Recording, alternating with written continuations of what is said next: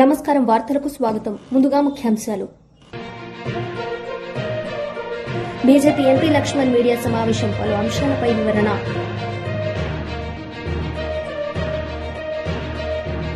DSC నియామకాల్లో భారీ అక్రమాలు జరిగాయని ఎమ్మెల్సీ పర్వతరెడ్డి ఆరోపణలు. దొంగ సర్టిఫికెట్లు పోస్టులో భర్తీ చేశారంటూ సమగ్ర విచారణకు డిమాండ్. రక్తదానం పట్ల సమాజంలో చైతన్యం కలిగిస్తూ నిరంతరం అమూల్యమైన సేవలతో ఎంతో మంది జీవితాల్లో వెలుగులు నింపుతున్న సేవా సంస్థలు స్వచ్ఛందంగా రక్తదానం చేసి ప్రాణాలను కాపాడుతున్న ప్రతి రక్తదాతకు ముఖ్యమంత్రి రేవంత్ రెడ్డి ప్రపంచ రక్తదాన దినోత్సవం సందర్భంగా హృదయపూర్వక అభినందనలు తెలిపారు. BRS leader RS Praveen Kumar media సమావేశం నిర్వహించారు. ఈ సందర్భంగా ఆయన మాట్లాడారు. కానీ కట్ చేస్తున్నా ఇక్కడ నేను ఇంక ఇది ఇక్కడ నుంచి చెప్పాలంటే ఇక ఏడవాల్సి వస్తుంది. నేను ఏడవాను, ఇది ఏడవానికి కూడా కన్నీళ్ళు రావు. ఇప్పుడు ఇవాళ నిన్న ఈయన అడ్నూరు లక్ష్మణ్ కుమార్, ఇగో ఆయన మన క్రికెటర్ అజరుద్దీన్ ఇద్దరు నిన్న ప్రెస్ మీట్ పెట్టి హరీష్ ఆరోపణలు పూర్తిగా అవాస్తవం, దాచుకోవడం మీ నైజం. అవునా? ఎన్ని మూటలు మోసిన ఇప్పటివరకు రేవంత్ రెడ్డి, ఆయన మూటలు మోసి ఇలా రైతులకు గన్ని బ్యాగులు కూడా దొరకనంత పరిస్థితి అయింది. ఇలా రైతులు గన్ని బ్యాగులు లేకుండా ఏడుస్తున్నారంటే కళాలలో ఇట్ ఈజ్ ఓన్లీ బికాజ్ మీ రేవంత్ రెడ్డి గారు మొత్తం అన్ని పైసలను తెలంగాణ దోచుకొని ఆ మూటలన్నీ కూడా ఢిల్లీ పెద్దలకు మోస్తా ఉన్నాడు. ఇది వాస్తవం, నేను చెప్తా ఆధారాలతో సహా. ప్రజాధనం అదేవిధంగా ఇంకా ఏవో చెప్పుకుంటూ వచ్చిన తర్వాత 2000 కోట్ల కుంభకోణం అనే అంకెని అంకెకు సంఖ్యకు తేడా తెలియని వాళ్ళు మంత్రులు ఇంకా ఏం చేయాలి? 2000 కోట్ల అంకె ఎక్కడి నుంచి వచ్చిందో చెప్పాలంటున్నాడు. 2000 కోట్లు అనేది అంకె ఎట్లా అవుతుందయ్యా లక్ష్మణ్ కుమార్ గారు, అజరుద్దీన్ గారు? సంఖ్య అవుతుంది. అంకెకు సంఖ్యకు తేడా తెలియకుండా మీరు ఆ మంత్రుల సీట్లలో కూర్చున్నారు. 687 కోట్లు టెండర్ విలువ అయితే మీరు 2000 కోట్లు అన్నారు. 2000 కోట్లు కాదు, 2000 కోట్ల నుంచి 3000 కోట్ల దాకా కుంభకోణం జరిగింది. నేను ఇప్పుడు చెప్తా ఆధారాలతో సహా. అన్నీ మీరు తెలంగాణ బిడ్డల నోట్ల మట్టి కొట్టి తెలంగాణ ఇతరులకు ఇచ్చిండ్రు. ఇక దీనికి అంతా కుట్ర మామూలుగా జరగలేదు. దీని మీద తీస్తే ఆ ఎస్ఎస్ రాజమౌళి కూడా అమ్మో ఇదైతే నేను తీయలేను ఆయన కాడికి వస్తుందేమో అనిపిస్తుంది నాకు. అంత పెద్ద కుట్ర దీంట్లో జరిగింది. మొట్టమొదట 2023 డిసెంబర్లో రేవంత్ రెడ్డి గారు ముఖ్యమంత్రి అయిన వెంటనే తెలంగాణలో ఈజీగా డబ్బులు ఎక్కడి నుంచి దోసుకోవచ్చు. సరే, ఆయన రియల్ ఎస్టేట్ రంగం నుంచి వచ్చి ల్యాండ్ నుంచి దోసుకోవచ్చు అనేది ఆయన క్లారిటీ ఉన్నది. ఇక పొంగులేటి శ్రీనివాసరెడ్డి గారు అయితే సిద్ధాస్తులు, లగ్జరీ వాచ్ల నుంచి మొదలు పెడితే కొత్వాల్గూడ, వట్టి Nagulapalli, Raghava construction, blue paint, దాని తర్వాత నాదర్గుళ్ళు, దాని తర్వాత వట్టి నాగులపల్లి, ఇక ఇవన్నీ ఇది పెద్ద స్టోరీ. సో ఈ వీళ్ళందరికీ సిద్ధాస్తులు. కానీ అసలు ఇంత కష్టం ఎందుకు పడాలి? ఇంతకన్నా ఈజీ ఏదన్నా ఉందా చూడుండ్రి అని అంటే పేద పిల్లలు 6 లక్షలు, 7 లక్షలు, 8 లక్షలు, 9 లక్షలు కాదు. మనం ఈ గురుకులాల వరకే ఎందుకు పర్మిట్ కావాలి? మనం లిమిట్ చేసుకోవాలి. అసలు తెలంగాణలో ఎంతమంది విద్యార్థులు ఉన్నారు? 61 లక్షల నుంచి 70 లక్షల మంది విద్యార్థులు ఉన్నారు. ఆ 60 లక్షల 71 లక్షల విద్యార్థుల్లో ప్రభుత్వ పాఠశాలలో, ప్రభుత్వ విద్యాలయాలు ఎంతమంది చదువుతున్నారు? ఓకే, 35 లక్షల మంది చదువుతున్నారు. ఈ 35 లక్షల మంది యాజమాన్యాలు ఎవరు? స్కూల్ ఎడ్యుకేషన్, సర్వశిక్ష అభియాన్, గురుకులాలు, మోడల్ స్కూల్స్, కేజీబీవీలు. ఇప్పుడు బాగున్నది. ఓకే, సో వీళ్ళ దగ్గర ఏమేమి ప్రొక్యూర్ చేస్తారు? ప్లేట్లు, గ్లాసు, కటోరా, బెంచీలు, యూనిఫాము, దాని తర్వాత ఐడి కార్డులు, బెల్ట్లు, పిల్లలకిచ్చే నోట్బుక్లు, పిల్లలకిచ్చే పెన్నులు, పిల్లలకిచ్చే బూట్లు, పిల్లలకిచ్చే సాక్స్, ఇవన్నీ కూడా చేస్తారు. ఓకే, సో దీంట్లో ఎంత ఆదాయం వస్తుంది? ఎంత అనుకుంటే అంత ఆదాయం వస్తుంది. ఈ సప్లై చేసేవాళ్ళు ఎవరు? చిన్నోళ్ళు, ఎంఎస్ఎంఈలు. ఎంఎస్ఎంఈ అంటే micro, small and medium enterprise. Telangana బిడ్డలు ఆ వీళ్ళ నోరు నొక్కేయడం చాలా ఈజీ, ఎందుకంటే వీళ్ళు చిన్నోళ్ళు, వీళ్ళు ఇంకెవరు లేరు. అప్పుడు కేసీఆర్ గారు తెలంగాణ బిడ్డలే బాగుపడాలి, తెలంగాణ బిడ్డల చేతిలోకే సంపద రావాలని చెప్పి 10,000 మందికి అవకాశం ఇచ్చిండ్రు. నిజంగా అది అద్భుతమైన స్కీమ్. ఒక ఇషారా ఇచ్చిండు, మీరు తెలంగాణలో హెల్ప్ చేయాలి, వాళ్ళు చిన్నోళ్ళు కానీ చదువు వచ్చినా రాకపోయినా వాళ్ళకి హెల్ప్ చేయాలని చెప్పి ఒక ఇషారా ఇచ్చిండు కేసీఆర్ గారు. ఎట్లా చేసినామంటే ఒక్కొక్క స్కూల్లో కూరగాయల టెండర్ ఒకరికి ఇచ్చినాం, మటన్ టెండర్కి ఒకరికి ఇచ్చినాం, చికెన్ టెండర్ ఇంకొకరికి ఇచ్చినాం. కూరగాయలు, మటను, చికెను, అదే విధంగా శానిటేషన్ టెండర్ ఒకరికి ఇచ్చినాం, వండే టెండర్ ఒకరికి ఇచ్చినాం. అంటే ఒకటే స్కూల్ మీద కనీసం 10 నుంచి 15 కుటుంబాలు బతికేవి. కూరగాయలు సప్లై చేసి ఒకరు బతికేటోళ్ళు, మటన్ చికెన్ చేసి ఒకరు బతికేటోళ్ళు, అదేవిధంగా శానిటేషన్కి ఇంకొకరు బతికేటోళ్ళు. ఇట్లా ఆ విలేజ్లో అంతో కొంత వ్యాపార స్కిల్స్ ఉన్న వాళ్ళు, నిరుద్యోగులు, వీళ్ళందరూ కూడా చిన్న చిన్న సొసైటీస్గా, ఫార్మ్స్గా రిజిస్టర్ చేసుకొని, అంతవరకు వీళ్ళకి ఫామ్ అంటే తెలియదు. వాళ్ళకి తెలిసిందంతా కూడా బాంఛన్ కాలు మోగుతానన్న మాత్రమే తెలుసు. డిగ్రీలు పాస్ అవుతారు, ఏం చేయాలో తెలియదు, ఇక బాంఛన్ కాలు మోగుతాని చెప్పులరిగేలా తిరగడం మాత్రమే తెలుసు. అలాంటి వాళ్ళందరికీ ఆత్మగౌరవంతో బతకాలని చెప్పేసి కేసీఆర్ గారు అద్భుతమైన స్కీమ్ అది. District BJP MP Lakshman media సమావేశం నిర్వహించారు. ఈ సందర్భంగా పలు అంశాలపై ఆయన మాట్లాడారు. ప్రజల చేత ఎన్నుకోబడ్డటువంటి వ్యక్తిగా మోదీ గారు ఈరోజు మరి ఆ రికార్డును సాధించి, వాస్తవంగా వారసత్వ రాజకీయాలకు మరి అతీతంగా గతంలో నెహ్రూ గారి హయాంలో కానీ, కాంగ్రెస్ పార్టీ హయాంలో బంధుప్రీతి, అస్తవస్త నిర్ణయాలు, అవినీతితో కూడుకున్నటువంటి పాలన వారు సాగిస్తే, ఆనాడు అవినీతికి మారిపోయారంటే కాంగ్రెస్ పార్టీ. కానీ మోదీ గారి నాయకత్వంలో 12 ఏళ్లు జీరో టాలరెన్స్ అండ్ కరప్షన్, మచ్చుకైన అవినీతికి మరి తావు లేకుండా ఒక ప్రజా పాలన మరి అందించినటువంటి చరిత్ర నరేంద్ర మోడీ గారిది. మీరు అవినీతికి పెట్టింది పేరైతే ఇవాళ అవినీతి రహిత పాలనకు ఇవాళ మోదీ గారు నాంది పలికారు. అందులో ఒక సామాన్య కుటుంబం నుంచి వచ్చిన వ్యక్తి, ఒక పేద కుటుంబంలో అత్యంత వెనుకబడ్డ సామాజిక వర్గానికి సంబంధించిన వ్యక్తి, ఛాయ అమ్మినటువంటి వ్యక్తి ఇవాళ దేశానికి ప్రధానమంత్రి 3 సార్లు ప్రజల చేత ఎన్నుకోబడిన వ్యక్తిగా కీర్తింపబడుతూ ఉన్నాడంటే, ఇవాళ ప్రజలంతా కూడా దేశవ్యాప్తంగా నరేంద్ర మోడీ గారు వారు ఆయురారోగ్యాలతో కొనసాగాలని, ఆ రకంగా నిండు 100 ఏళ్లు వర్ధిల్లాలని, ఈ దేశాన్ని 10 కాలాల పాటు ఇంకా పాలించాలని చెప్పి ప్రజలు ఇవాళ కోరుకుంటున్నారు. ఇవాళ ప్రజలు ఆ దేవుళ్ళను ప్రార్థిస్తూ ఉన్నారు.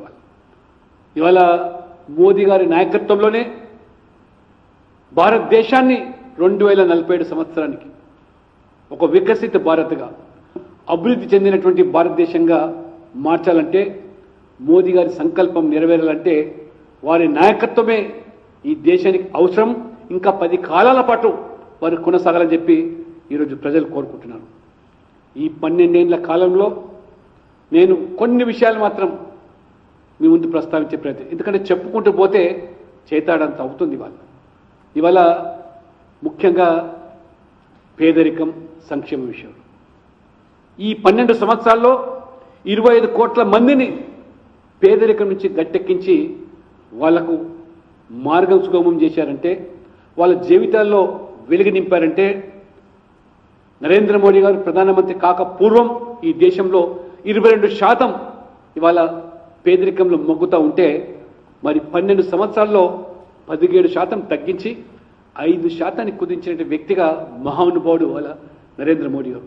అనేకమైనటువంటి పథకాలు ఇవాళ వారు ప్రవేశపెట్టిన పథకాలు, అందులో పేదలలో వాళ్ళని భాగస్వామ్యం చేయడం.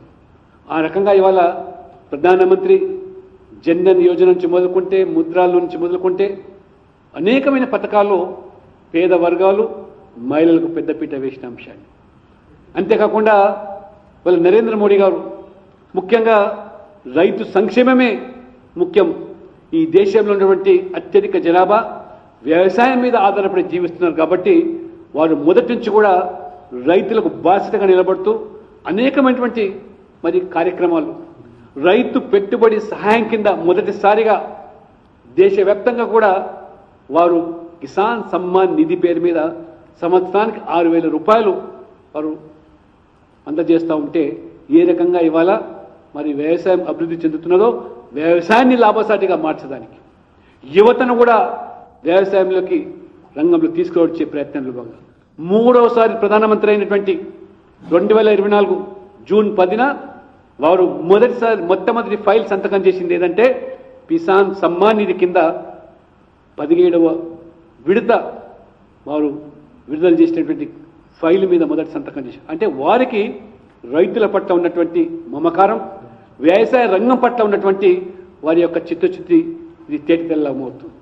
దాదాపు ఇప్పటి వరకు 4,30,000 కోట్లను నేరుగా 11 కోట్ల మంది రైతుల ఖాతాలోకి ఇవాళ మరి డబ్బులు చేర్చారంటే, గతంలో మీరు తెలుసు రాజీవ్ గాంధీ గారు ప్రధానమంత్రిగా ఉన్నప్పుడు ఢిల్లీ నుంచి పేదవాడి కోసం 100 రూపాయలు పంపిస్తే 85 రూపాయలు దళారులు కాజేస్తా ఉన్నారు, 15 రూపాయలు మాత్రమే పేదవాడికి దక్కుతుందనేది స్వయంగా ప్రధాని హోదాలో రాజీవ్ గాంధీ గారు ప్రకటించారు. కానీ ఇవాళ నరేంద్ర మోడీ గారు మరి ఇన్ని కోట్ల రూపాయలు, మరి 4,30,000 కోట్ల రూపాయలు రైతులకు సంబంధించి నేరుగా వాళ్ళ బ్యాంక్ ఖాతాలో చేరుతుందంటే, వారు మొదటగా మరి జన్ధన్ యోజన పేరు మీద మరి పేదవాడికి ముంగిట్లో కూడా బ్యాంకులు చేరలినప్పుడు ఆ రకంగా 51 కోట్ల మంది కొత్తగా ఖాతాలు తెరిస్తే ఇవాళ చివరి వ్యక్తి కూడా ఆ బ్యాంక్ ఖాతాలో ఇవాళ చేరుతూ ఉన్నాయి.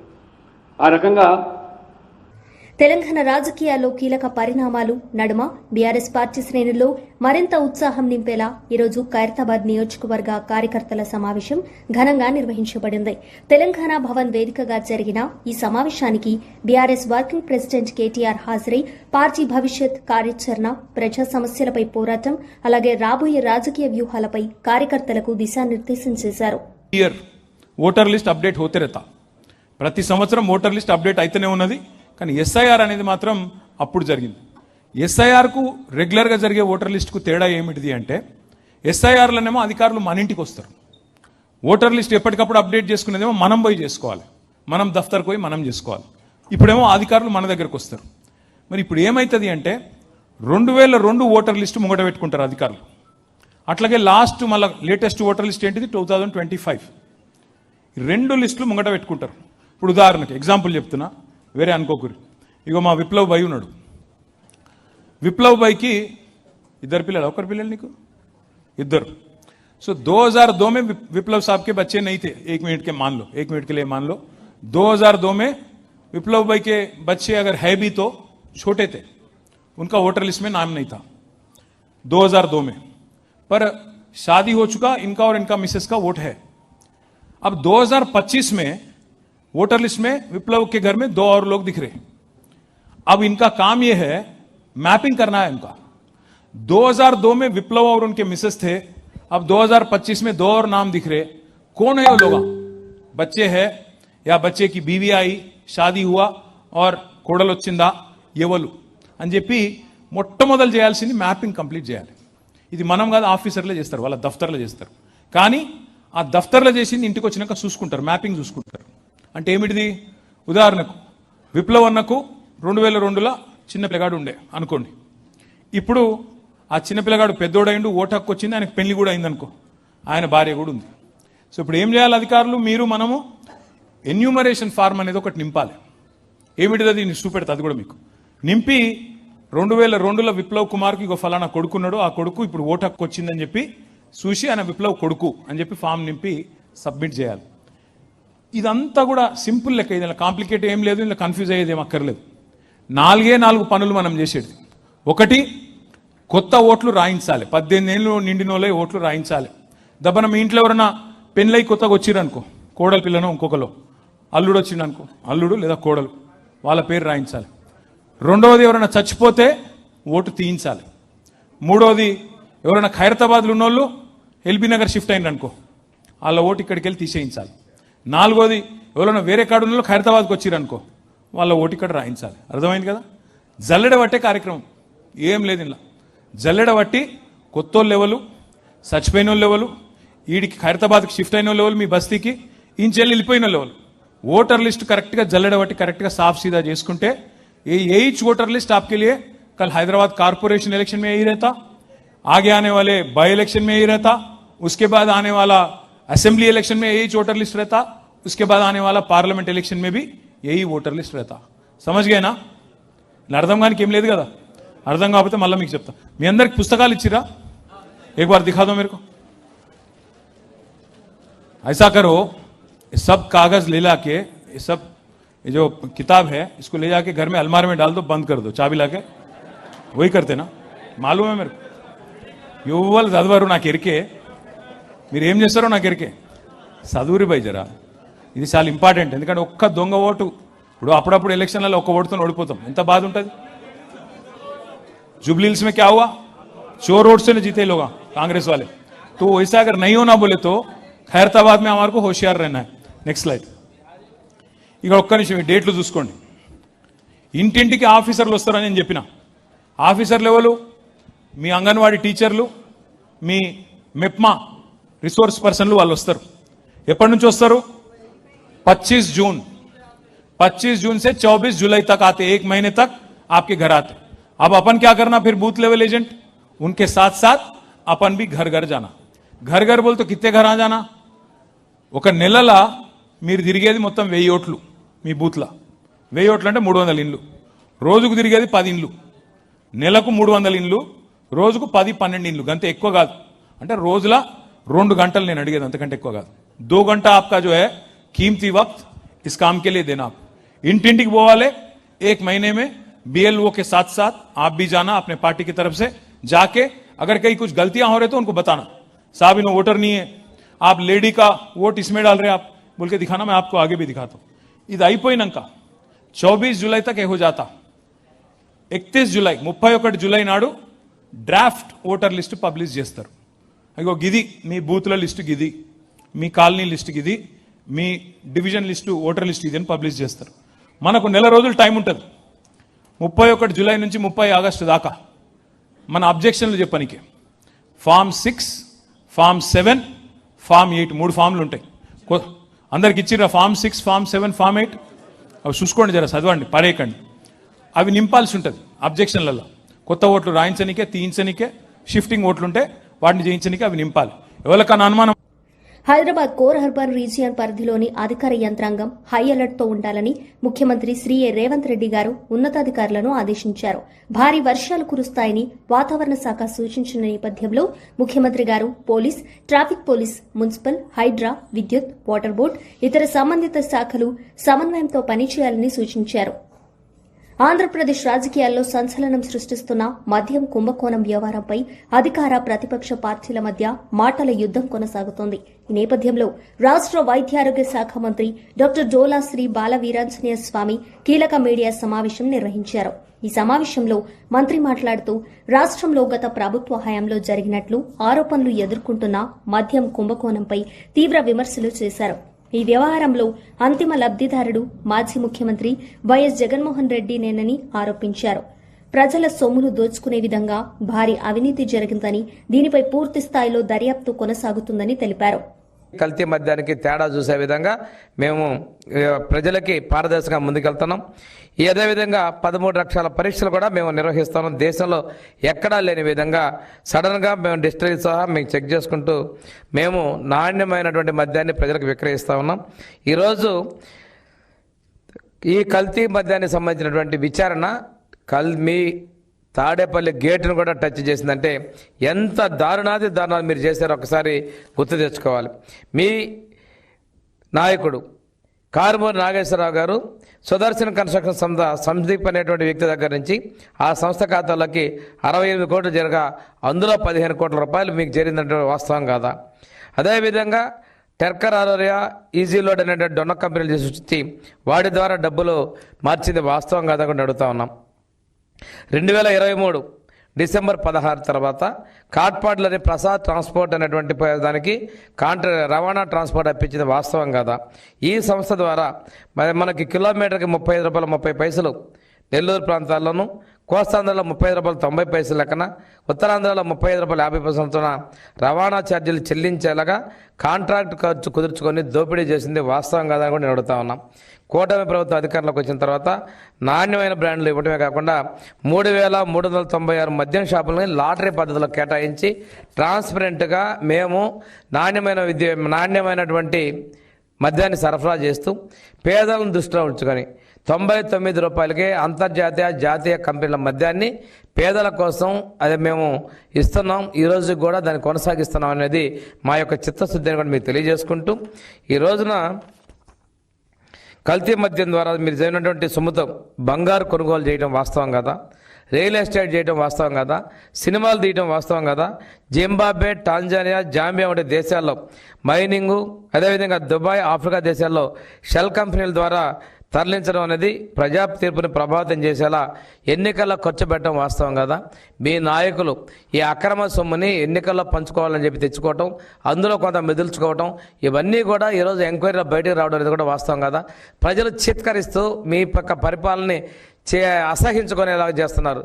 ప్రజా తీర్పుల్లోనే మిమ్మల్ని ఇంటికి పంపించిన పరిస్థితి. కానీ ఈరోజు ఎంక్వైరీల్లో మీ నిజ రూపం అనేది ప్రజలు తెలుసుకుంటా ఉన్నారు. ఈరోజు మీ స్వార్జన కోసం, మీ ధనార్జన కోసం ఈరోజు యువతకి నిర్వీర్యం చేస్తూ లివర్ డిసీజులు, వాటి ఫలితంగా దాదాపుగా 30,000 మంది మహిళలు తాలిబొట్లు కోల్పోయి, పసుపు కుంకాలు కోల్పోయినటువంటి పరిస్థితి. దీనికి నువ్వు బాధ్యుడు కాదా అని చెప్పి నేను అడుగుతా ఉన్నా. ఈ సైకో పార్టీ తనలాగే ఈ రాష్ట్రంలో ప్రజలందరి యొక్క ఆరోగ్యాన్ని, ప్రాణాలను తీసినటువంటి వాస్తవం కాదని కూడా నేను తెలియజేసుకుంటూ, మీరు చేసినటువంటి ఫలితాన్ని త్వరలోనే అనుభవిస్తున్నారు. దీని వెనక ప్రధాన సూత్రధారి తాడేపల్లిలో ఉన్నటువంటి పులివెందుల ఎమ్మెల్యే కూడా మేము బయటకు వెళ్ళేటువంటి పరిస్థితి ఉంది. ఈరోజు డైవర్షన్ పాలిటిక్స్ చేస్తున్నారు. నిస్సిగ్గుగా 2 సంవత్సరాల తర్వాత ఈరోజు రోడ్డు ఎక్కి మాట్లాడుతున్నారు ఏమని, ఈ ప్రజలకు వెన్నుపోటని. కాకినాడ జిల్లాలో డీఎస్సీ నియామకాలపై మరోసారి వివాదం రాజుకుంది. డీఎస్సీ ప్రక్రియలో భారీ స్థాయిలో అవకతవకలు జరిగాయని ఎమ్మెల్సీ పర్వతరెడ్డి చంద్రశేఖర్ రెడ్డి ఆరోపించారు. ఈడబ్ల్యూఎస్, స్పోర్ట్స్, విహెచ్ కోటాల కింద దొంగ సర్టిఫికెట్లతో పోస్టుల భర్తీ చేశారని ఆయన అన్నారు. అభ్యర్థుల అన్ని సర్టిఫికెట్లో జనన తేదీలను క్షుణ్ణంగా పరిశీలిస్తే నిజాలు బయటపడతాయని పేర్కొన్నారు. అక్రమాలపై ప్రశ్నించిన వారిపై తప్పుడు కేసులు నమోదు చేసి వేధింపులకు గురి చేశారని ఆరోపించారు. ఈ అంశాలపై ప్రభుత్వం సమగ్ర విచారణ చేపట్టి నిజానిజాలు వెలుగులోకి తేవాలని ఎమ్మెల్సీ పర్వతరెడ్డి చంద్రశేఖర్ రెడ్డి డిమాండ్ చేశారు. పెట్టుకోవాల్సినటువంటి పరిస్థితి. హైయెస్ట్ అచీవ్మెంట్ గానీ, బ్యాకప్ గానీ, ఫామ్ 1, ఫామ్ 2, ఫామ్ 3 అంటే ఈ హైయెస్ట్ అచీవ్మెంట్ ని కన్ఫర్మేషన్ చేస్తూ ఆ కన్సర్న్ ఆఫీసర్స్ ఇవ్వాల్సినటువంటి పరిస్థితి. 4వది వచ్చేటప్పటికి జెన్యూన్నెస్ సర్టిఫికేట్ ఒకటి ఇవ్వాలి, 4 ఇవ్వాలి. అయితే మనం గుర్తుపెట్టుకోవాల్సింది ఏంటంటే స్కూల్ గేమ్స్ ని మనం దూరంగా కూడా పెట్టడం జరిగింది. స్కూల్ గేమ్స్ అంటే జూనియర్ లెవెల్ గానీ, సబ్ జూనియర్ లెవెల్ గానీ, జూనియర్ లెవెల్ గానీ, సబ్ జూనియర్ లెవెల్లో గానీ జరిగినటువంటి సర్టిఫికేట్స్ ని మనం కన్సిడర్ చేయకూడదు అన్నది ఒక నిబంధన. సో 4 రకాల సర్టిఫికేట్స్ అయితే ఖచ్చితంగా పెట్టాల్సి ఉంటుంది. ఎస్జీఎఫ్ అంటే స్కూల్ లెవెల్ గేమ్స్ జరిపేటువంటి గేమ్స్ కు సంబంధించినటువంటి సర్టిఫికేట్స్ ని కన్సిడర్ చేయకూడదు. ఈ విషయాలను అందరూ కూడా గుర్తుపెట్టుకోవాలి. ఇవన్నీ కూడా మీరిచ్చిన నిబంధనలో కూడా ఉన్నాయి. మీరు ఏదైతే నోటిఫికేషన్ ఇచ్చినారో ఆ నోటిఫికేషన్ లో కూడా ఈ అంశాలన్నీ ఉన్నాయి. అయితే నేను ఈ పరంగా మీకు కొన్ని ఎగ్జాంపుల్స్, కొన్నింటిని మాత్రమే, ప్రతి దాంట్లో కూడా అన్యాయం, అక్రమం, అవినీతి ఇవన్నీ కూడా స్పష్టంగా కనపడతాయి. నేను వాటిలో నుంచి కొన్ని అంశాలను మాత్రమే మీకు ప్రస్తావిస్తాను.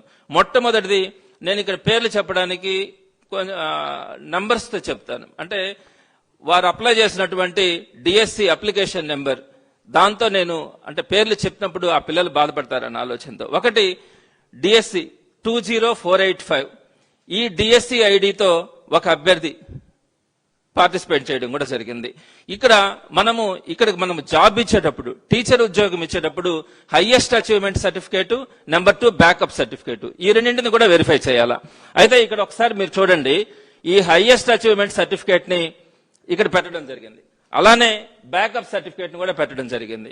ఇక్కడ ఒకే గేమ్ 2 సర్టిఫికేట్స్, అంటే ఏపీ స్టేట్ లెవెల్ పారా బ్యాడ్మింటన్ ఛాంపియన్,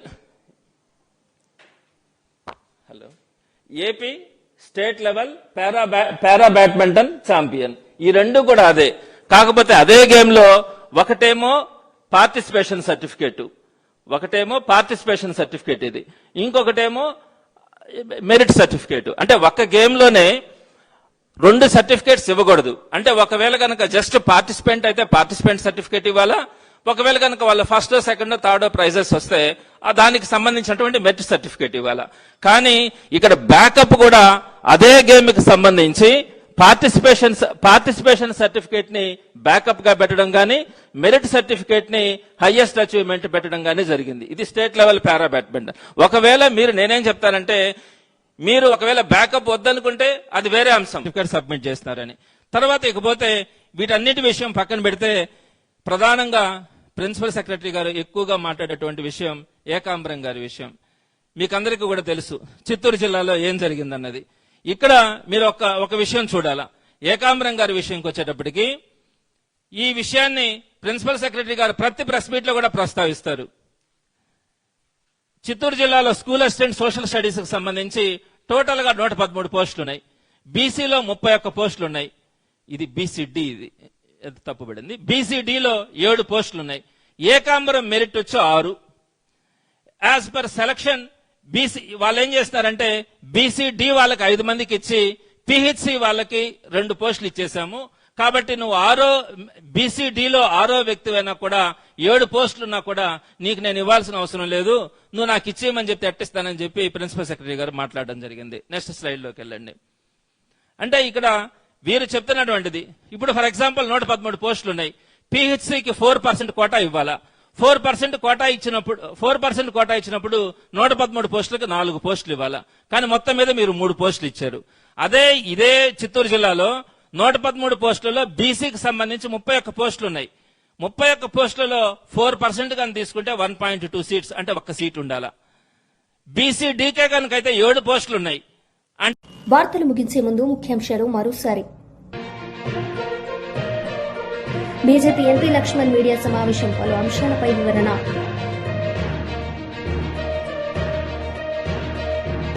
డీఎస్సీ నియామకాల్లో భారీ అక్రమాలు జరిగాయని ఎమ్మెల్సీ పర్వతరెడ్డి ఆరోపణలు. దొంగ సర్టిఫికెట్లు పోస్టులో భర్తీ చేశారంటూ సమగ్ర విచారణకు డిమాండ్.